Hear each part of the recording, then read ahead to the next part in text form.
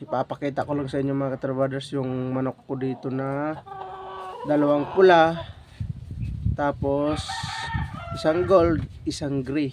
Pero yung isang pula, pinakita ko na to sa inyo na nakaraan, na i-vlog ko na to. Dito ko lang muna sila pinagtatabi-tabi kasi wala nga akong lugar ngayon na malagyan sa kanila. Dahil nga, alam nyo naman, binha kami dito. Ito ipapakita ko.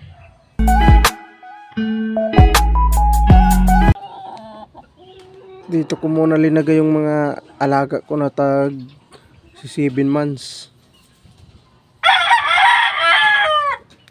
Ito pala mga katrabaders, ito yung sinabi ko na isang pula. Di ba pinakita ko sa inyo yung nakaraan na isang pula. Ito yung pangalawa. 7 months na yan. Mga kuha lang sila na manok. Mga small lang na manok. Hindi naman sila kalakihan ng mga manok talaga, pero talagang maaayos yan, mamalo. Yan. Ito yun, pinakita ko sa inyo nakaraan. Dalo sapi din siya, pula rin. Diba? Tingnan nyo yung palong. Hindi ko pa tinatanggalan.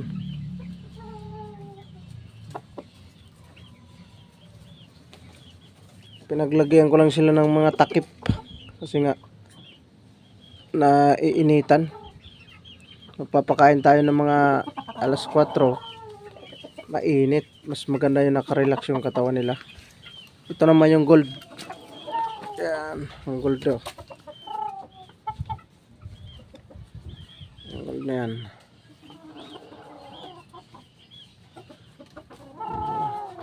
Tingnan naman yung mga buntot. Eksik pa ng mga buntot yan. 7 months na yung mga manok namin dito. Diba?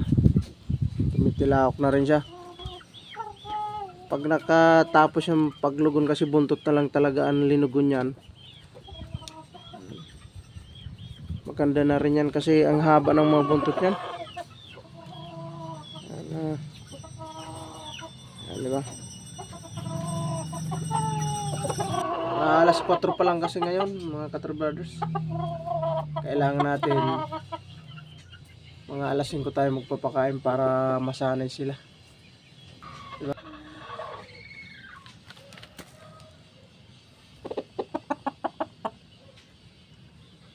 Lapad na nga ng palong, oh. Mga katapusan nito siguro na August, tatanggalin ko na yan. So yung lapad ng palong, nahirapan na siguro siya makakita. Buti yung gold, tayo yung palong. Diba? Kaya hindi muna natin yung tatanggalan ng palong na gold. Ang ganda naman, oh, hindi naman nakatakip sa mata niya. Talagang tayong tayo. Yan. Ito namang green natin.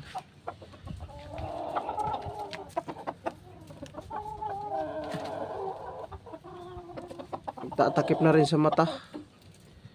Oh.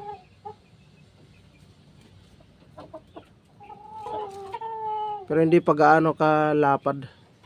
Hindi katulad ng isa natin na pinakita ko kanina na ang lapad na, halos natatakpan na yung mata niya.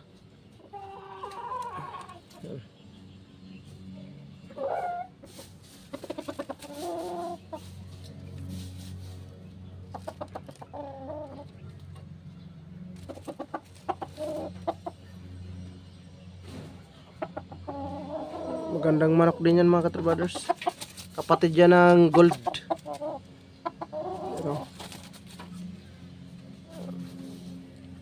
mga susunod pa natin na buwan yan, tatanggalan kasi maliit pa naman yung palong.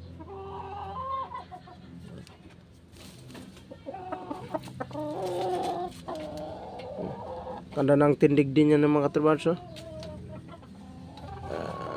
Gray natin na Manok 7 months na yan.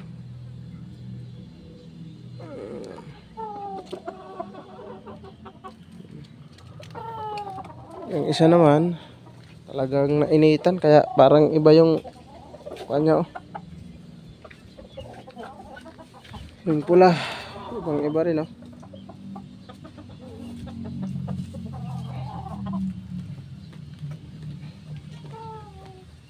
Ganda rin ng mga tindig.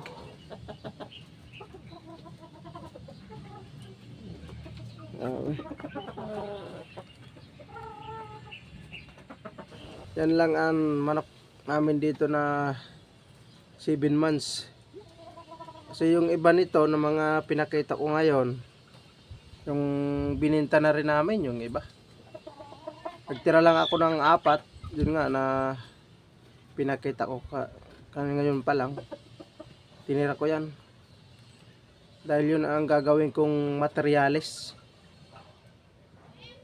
Kasi yung mga tandang namin dito na mga tag 2 taon may kalahati naglugon. Hindi ko muna yan gagamitin, dyan lang muna sila. Kasi ipapalugon ko talaga ng maayos yung mga balahibo nila para gumanda. Kasi kung pipilitin mo sila na naglulugon, walang similya. Yung similya ng manok natin ay hindi sapat. Kasi madalas yung mga sisiw namumutla kasi nga mahina yung similya ng tandang natin na ipapabarako. Yun ang nagsisimula maputla at saka matamlay at saka yung katawan hindi gaano buo. Sabi na parang hindi talaga kumpleto yung sisiw. Kaya mapapansin nyo mga sakitin yan pag yung tandang natin lugon. Kasi nga yung similya nila hindi nakapokus sa pag babarako nila sa inahin. Pero yung manok na kumpleto yung balahibo, talagang nakapokus yan sa inahin pag nagbabarako. Tsaka nandun lahat yung similya sa inahin. Paglabas ng itlog, yun talagang healthy talaga yung mga itlog. Kaya hindi tayo magpapa barako ngayon ng tandang natin na naglulugon. Ang gagamitin natin yung mga stag lang muna. Yan lang muna ang gagamitin natin. Kasi may nakita ko dito na stag na kompleto na yung balahibo. Yun ang gagamitin natin mga katabaders. Hanggang dito lang muna tayo. Thank you so much sa inyo dyan. God bless.